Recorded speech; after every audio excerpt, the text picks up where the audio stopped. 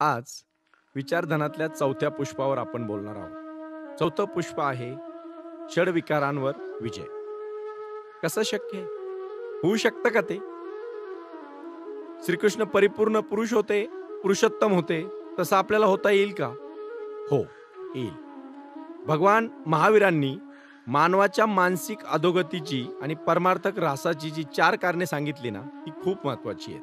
त्यामध्ये क्रोध, मान, माया आणि लोभ ही होती. म्हणजे आत्मज्योतीचा प्रकाश रोधणारी ही खऱ्या अर्थाने अडचणी होत्या. माणसाचा परस्परांशी मतभेद होऊ शकतो.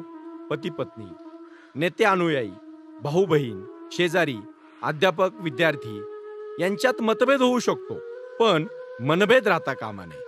आणि म्हणून 2 राष्ट्रातही मतभेद असू शकतो पण मनभेद असता कामा नये.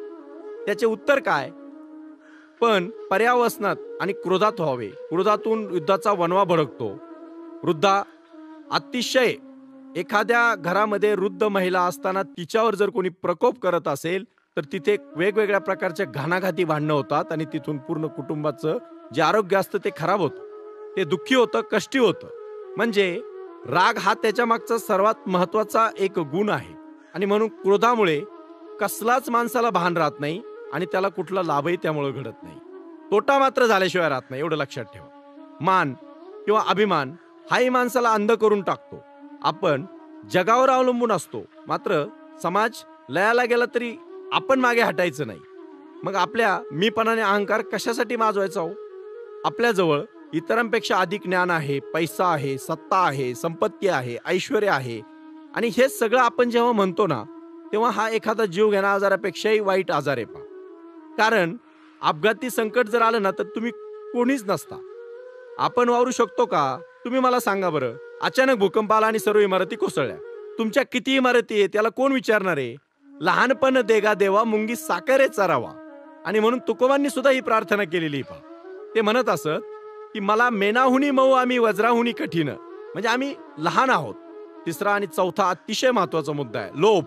मला, माझं, माझ्यासाठी. अरे लोभ ही सगळ्यात मोठी मानसिक अधोगती आहे. तिला तुम्ही बाजूला करा. जे गरजेपुरते आहे ना तेवढंच घ्या. त्याच्यापेक्षा जास्त कशासाठी मिळवता? काय करायचंय साठवून ठेवून? तुम्ही काय वर घेऊन जाणार आहे का? सिकंदर जेव्हा गेला तेव्हा त्यांनी सांगितलं की माझी एकच इच्छा आहे की माझी शेवपेटी ज्या ठिकाणी तुम्ही ठेवाल त्याच्या फक्त शेवपेटीच्या बाहेर माझे हात असे वर करून ठेवा की लोकांना कळू द्या मी जग जिंकलं, पण माझ्या हातामध्ये मी काही घेऊन गेलो नाही. मी मरताना मोकळा गेलो. म्हणजे आला मोकळा चालला मोकळा. राहतं काय मग? किती नुकसान होतं. सत्ता आणि संपत्तीच्या मोहामुळे माणूस ध्यानधारणा करत नाही. असं कधी झालंय का? फार श्रीमंत माणूस दररोज ध्यानधारणा करतोय, ऐकलंय का कधी तुम्ही? नाही ऐकणार. तो अभ्यास करत नाही. त्याला त्याचा व्यवसाय सोडून थोडं काही विचारलं का त्याला कळत नाही. संशोधन किती करतो होतो.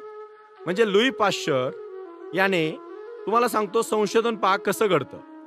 म्हणजे आज तुम्हाला मला इथे गोष्ट सांगायची. पेरी क्युरी आणि मेरी क्युरी यांना 2 वेळा नोबेल पुरस्कार मिळाला. ते आणायला सुद्धा गेले नाही, कारण त्याच्यात वेळ जाईल म्हणून. शेवटी आज आपण जे ऑपरेशन करतो किंवा त्यामधला लावलेला रेडियमचा शोध ही मेरी क्युरी आणि पेरी क्युरीची जगाला दिलेलं दान आहे पहा.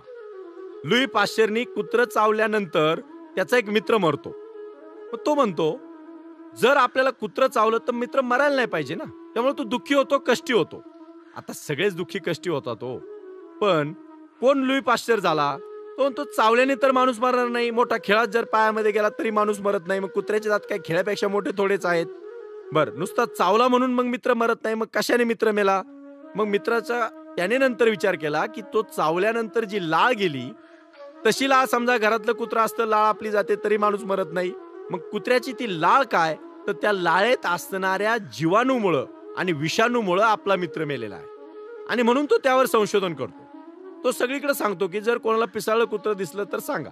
आता आपण असं म्हणतो काय पिसाळल्या कुत्र्यासारखं करतो? म्हणजे काय की ज्याला भान नाही तो बेभान होऊन वागतोय. म्हणजे लोभी माणूस सुद्धा तसाच आहे ना.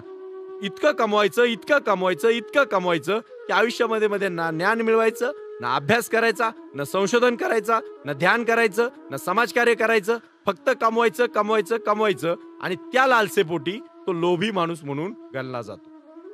आता मायावीपणा, मुखवटे हे नीतिमत्ता सगळ्या जगाला मान्य नाही पहा.